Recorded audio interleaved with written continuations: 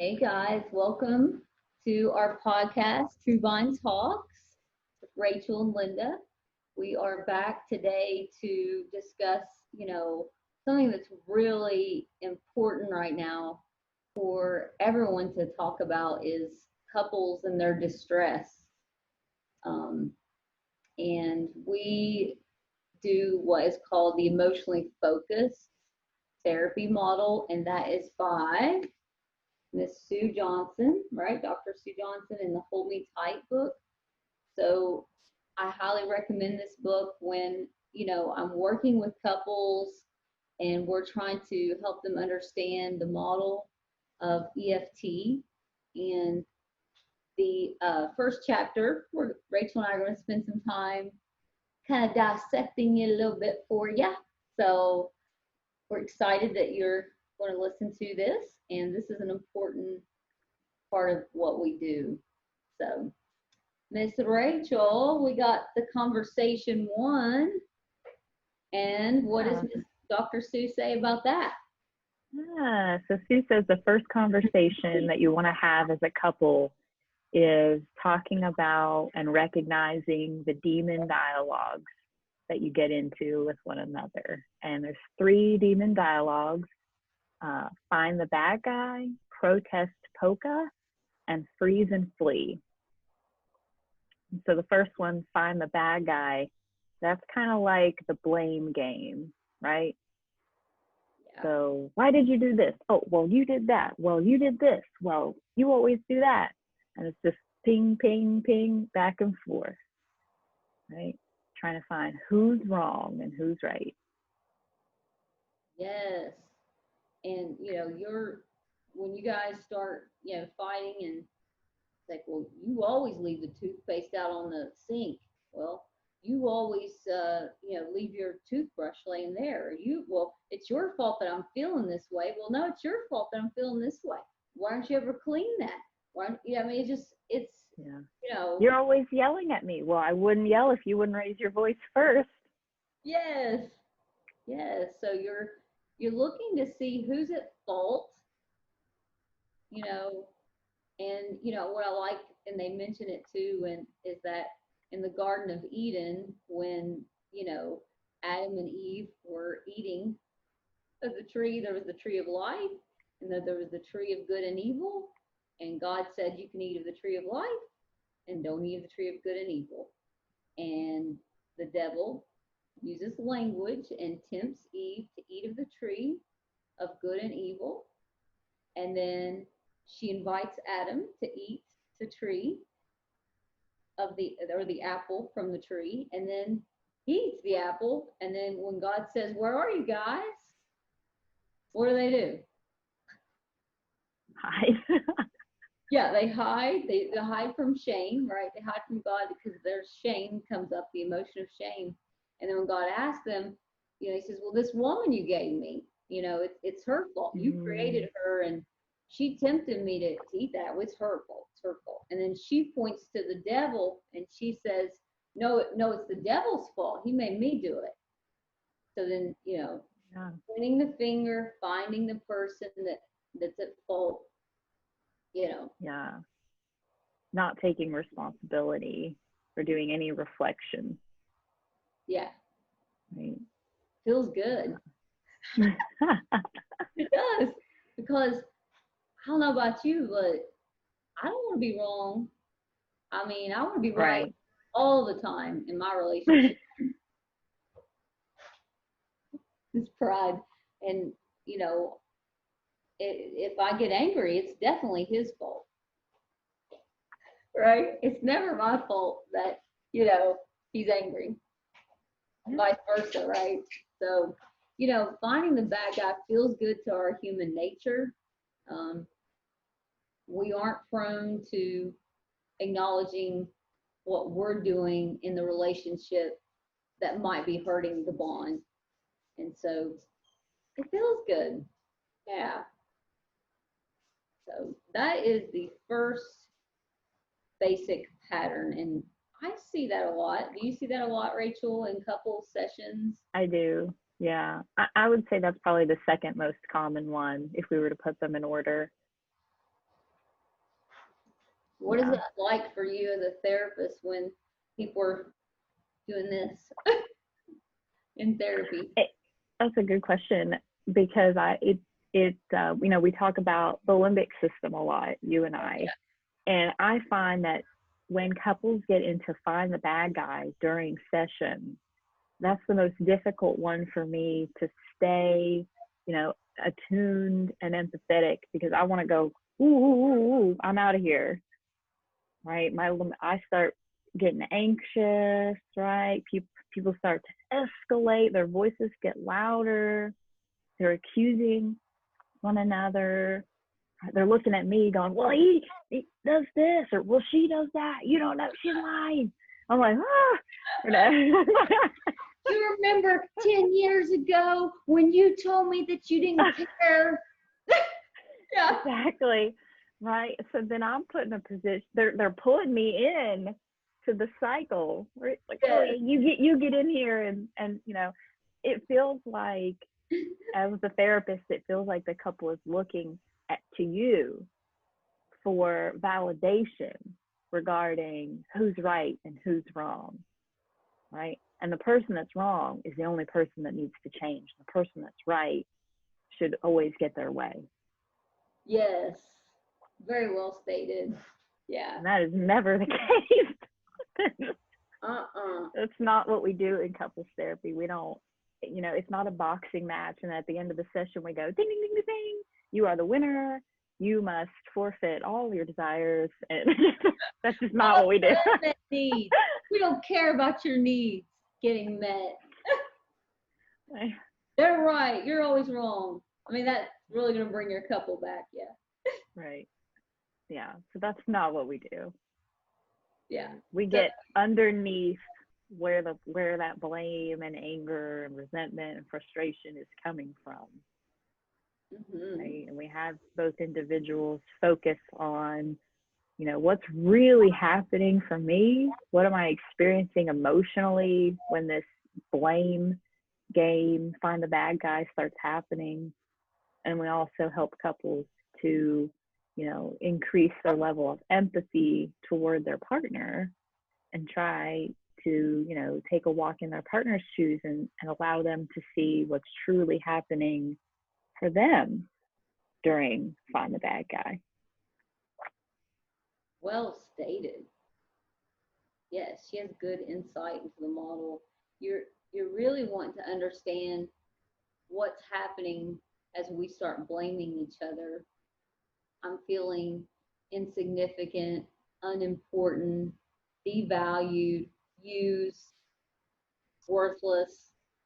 Those are when we talk about the underneath emotions, those are the softer, more vulnerable emotions that we're talking about.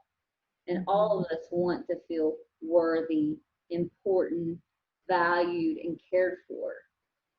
Yeah. And when you blame that person, you feel like this small. So of course you attack. That's your defense mode. That's your weapon. Right. Yeah. It doesn't feel good to be, experience blame and hurt and that feeling of being small. Who likes to feel small in life? No one. No. So remember, when you get into this find the bad guy, point the finger, blame game, you're only making yourself feel small, because they're going to have a better comeback and, tell you your hair looks like crap and you gained a few pounds, and then you're going to feel worse, and then because it escalates into name calling, and I mean, and that's in the Bible. Like, if you keep attacking, you devour each other, and I think that's what it means. Is devour is the language gets so toxic that the bond is just disintegrates. I've seen this things from the past, like you were saying, remember 10 years ago, right? They just will use it as ammunition. Yeah. And maybe that couple didn't ever process that hurt from 10 years ago. Oh my goodness. You didn't show up when I was going to this cancer appointment. I could have had cancer and you didn't come with me. That felt very very, I felt alone and abandoned by you. And so they'll bring up that past stuff, because they're still hurting and raw from that what we call attachment injury. And so yeah, we call it the record of wrongs. Couples keep a record. Remember when you did this? Yeah. Yeah. I'm good at that. Well, Yeah. what happens with couples that get into find the bad guy is this distance, right? This emotional disconnection begins to grow between them, right? And pretty soon they start feeling like, people will describe it as, we feel like distant roommates or strangers. I don't feel, that love that we once had, right? Because there's so much hurt. Each argument, each find the bad guy, and that blame and shame and guilt that you're throwing at each other, is creating little minor attachment injuries and traumas, right? Because words hurt. And they linger and they stay with you. Yeah, the tongue, it's a viper. Who can tame it?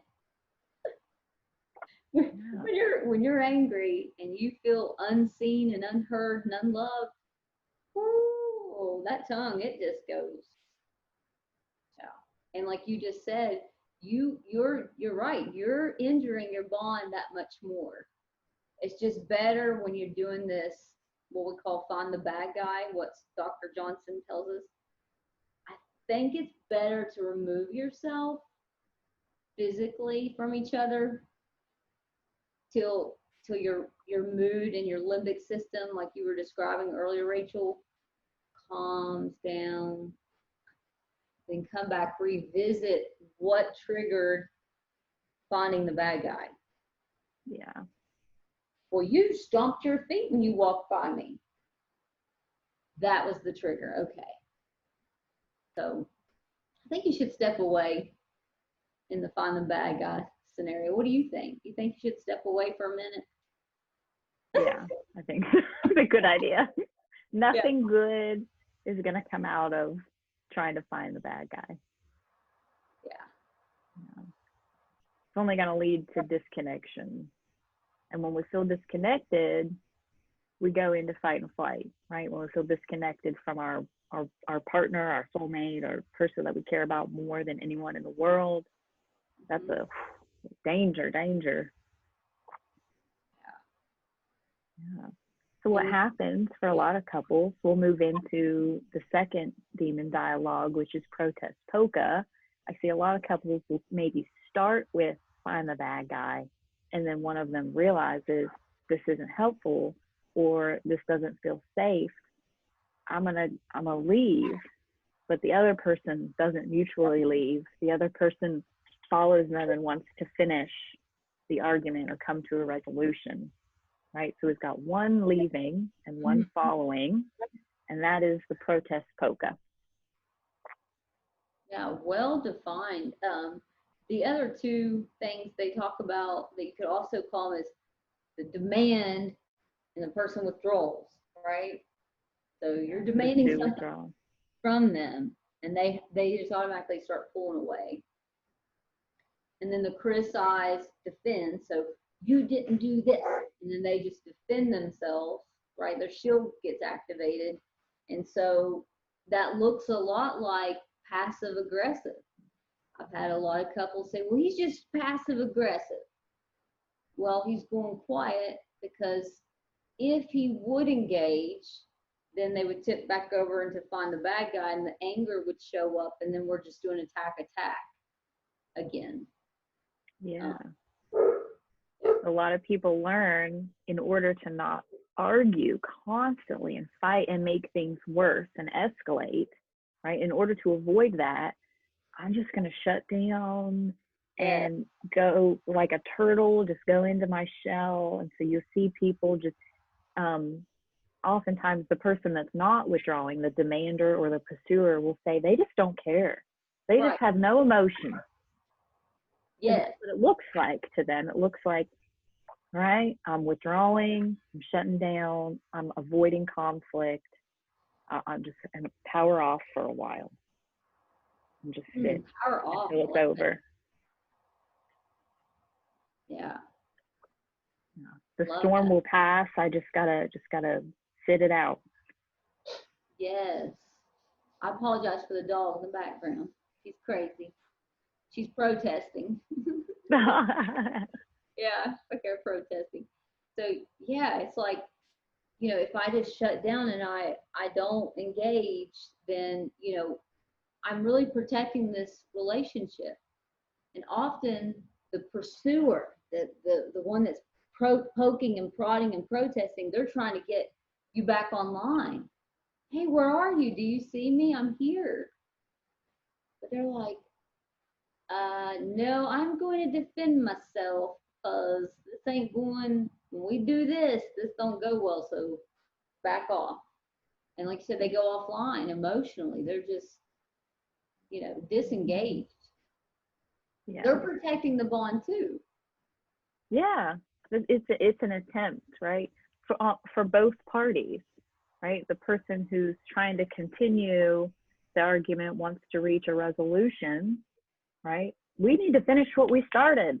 What's going on? Talk to me. Use your words, right? But they don't realize that the more they do that, the more their partner is going to withdraw and shut down. And they're withdrawing and shutting down so that they don't make things worse, because this relationship is so important to them. Yeah. They're trying to just level it out. And I wonder how come that's hard for the pursuer, the one that's protesting and poking. I wonder how come that's hard for them to see. They don't see it even when we're in couples. They're like, no, they're not. They don't care about me. They don't care about the bond. They're just pulling away. Well, maybe that looks like that they're being passive aggressive. Ooh, everybody hates that word. But maybe they realize that that's the only way that they can protect it from getting out of control again, cycling over and over and over. So sometimes you gotta look at the person that's being quiet as, well, maybe disengagement means protecting. Don't look like that. Right. It's hard to convince the person that's pursuing that that's true. So yeah. I usually explain it to couples as like, you've both had your own unique experiences throughout your life, and in this relationship you bring all of that together. And so for the pursuer that says we've got to figure this out, we got to work this out, we got to come to a conclusion, a resolution, every cell in your body is saying, fight for this relationship. yes. Go forth and problem solve. Do not stop. And every cell in the other partner's body is saying, make it stop. Ooh. It's not safe. Yeah. Throw up the white flag. Surrender. Yeah. Yeah. I give up. Yeah. Very well put. And then that comes to what she just said, the white flag, that moves into what we call the freeze or flee.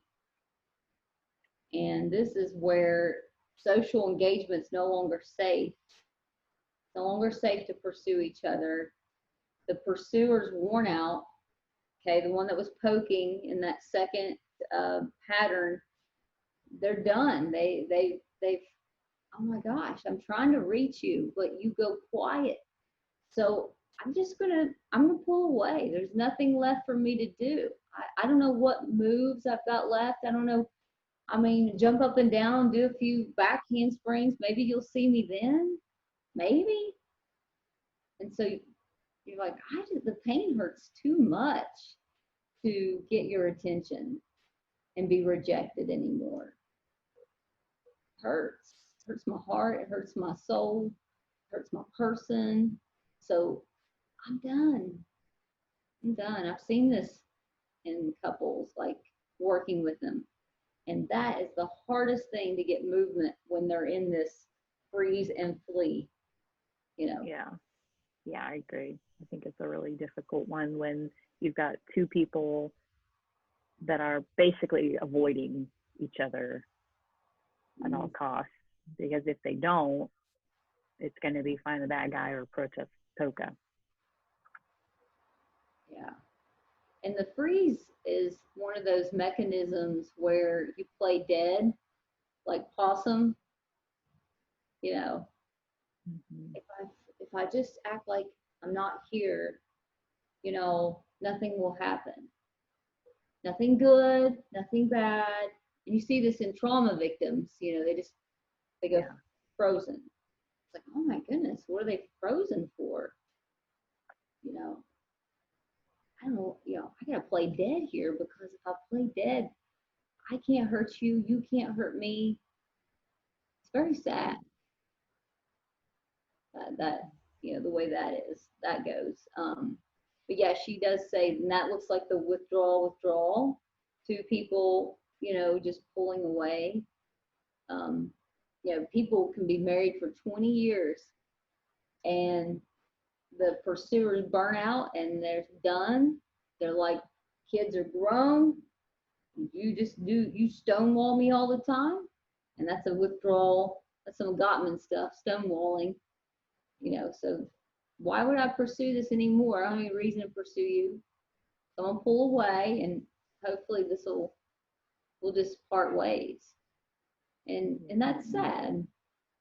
It's very sad. And Sue Johnson always talks about relationships as a dance. That's why she comes up with creative names like the protest polka and the EFT tango, right? And so she describes the freeze and flee, you know, like if this is a dance, both partners are sitting it out.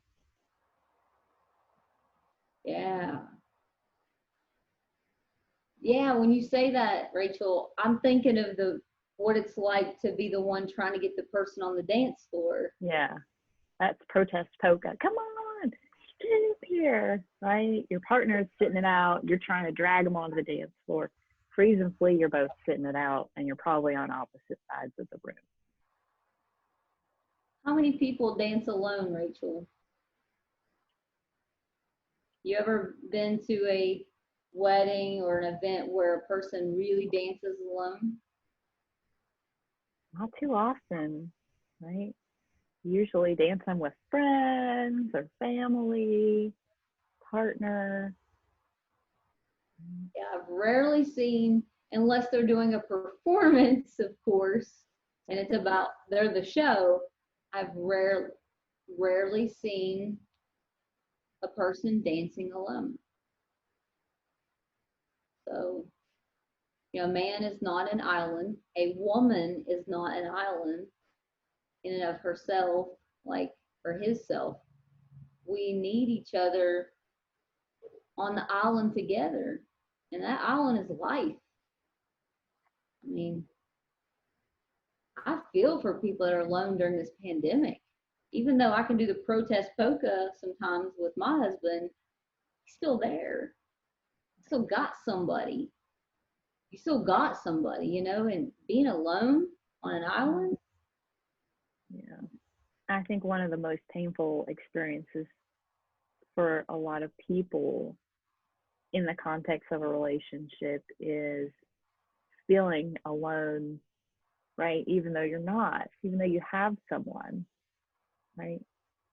When people say, I feel so alone in this relationship, oof, man, I know they're hurting.